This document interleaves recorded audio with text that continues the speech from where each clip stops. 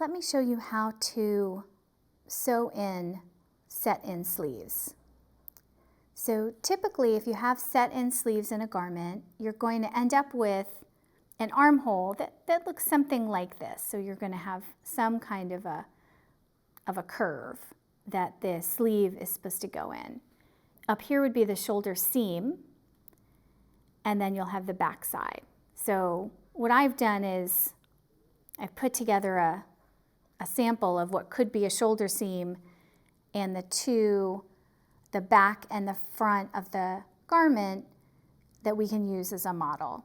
And then I've mocked up a little sleeve top that we can use to show you how to sew them together. You want to line it up. So what I'll usually do is line it up beforehand so that I get the center of the sleeve in line with the shoulder seam. And so if we look here, that's right about here. It's going to be about the center of the shoulder. So we want to make sure that we're keeping that lined up and we're sewing equal amounts in here and here so that the sleeve looks even. So what I'll do to help guide me as I'm seaming it up is I'll put a marker to mark the center of the sleeve and the center of the shoulder so that I know that when I start here, I want to knit it up so that I get to here and these 2 points line up. Otherwise, you could end up, with it being really out of whack if you aren't paying attention to how it's aligned. So once you have the sleeve lined up with the armhole and you've figured out where your midpoint is and so you know how you want to sew it in, then you're going to take a tapestry needle and you're going to really do the same sort of mattress stitch that we've done before. It's just going to look a little different. So I prefer to start on this side. So I'm just going to pick up one stitch there, leave enough of a tail. And then you're just going to go in and start picking up a stitch there. And you're doing this with the right sides facing, because when you pull it together, it's going to pull, the edges are going to get pulled underneath. And then what you want to do here is try to figure out, and keep a close eye on it as you're going, how many stitches on one side do you need to knit to the other. So this one, it looks like we've got a little bit more going on here, and it's a little bit short, fewer stitches here. So here I might pick up an extra little stitch to kind of make sure that everything's going to be okay and it's going to line up when we get to the end. So then I'll pull that in to secure it. So you're going to pick up stitches on each side. You're going to do a basic seaming technique. And again, you're always keeping an eye on where your midpoint is. So you've got your midpoint here.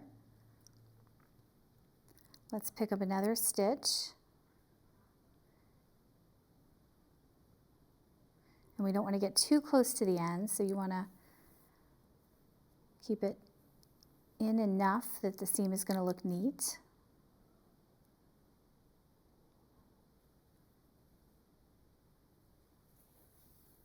And you're sewing around corners, so it can be a little tricky, and you might have to take it out and redo it if you don't like the way it looks. That's not the end of the world. So then we're going to pull it, slowly zip it up. It's okay, so we've got that part of the sleeve good. That looks pretty good. And when we look here, this is still lined up. Nothing really crazy has happened. I still think we're still in good place. We don't see a gap anywhere. So we're just going to keep going.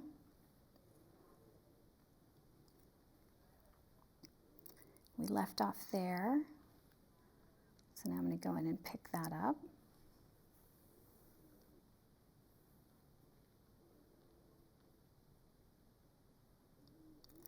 Go back here. Get a whole stitch there.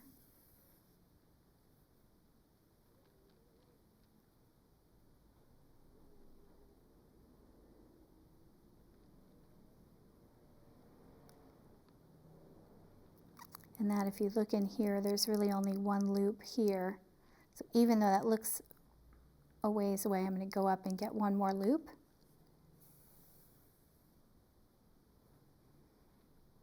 Go back here. There's one loop. Go up to a second loop to get all the way up to the top of the sleeve. And now I'm going to pull that in, make sure that everything's still looking on track. Because with a sleeve, you're probably going to want to do it a lot more frequently, that you're keeping an eye on things than you might if it was a straight seam. Then I'm going to come right to the center, and I'll come into the center stitch where I've got the stitch holder. I'll pull that stitch holder out. I know where the center marker is down there. Probably pick up one additional loop to get either side of the stitch, the center stitch. Do the same thing here. Now I'm going to pull it, see how that first half of the sleeve looks. So that looks pretty good. And now we're going to keep going. And what you may want to do, it's really up to you, is you might want to go to the end of the sleeve and the end of the armhole, or the end of the sleeve top and the end of the armhole, and use that stitch holder again as a little bit of a guide. It's really up to you whether you want to do that or not. And you're just going to keep picking up stitches as you work your way around. You might need to pick up an extra loop here or there.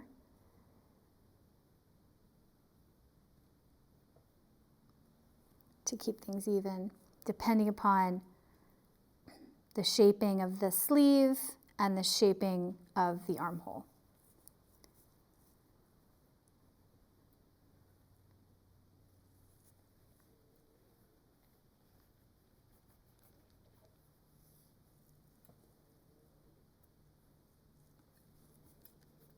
Since it looks like it needs a little bit more help to get in, I'm just going to go stitch by stitch here.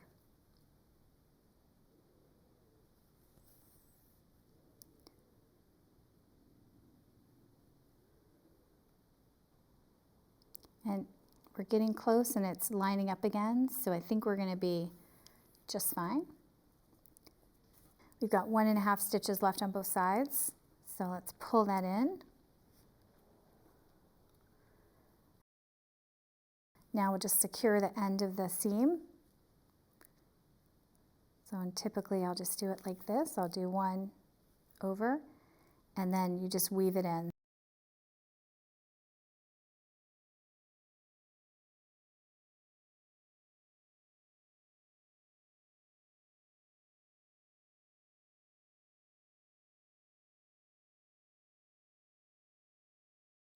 So when you finished seaming up the sleeve, you're going to weave in the ends of the yarn just as you would with any other end.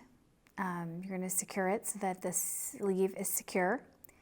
And that is how you put in a set-in sleeve.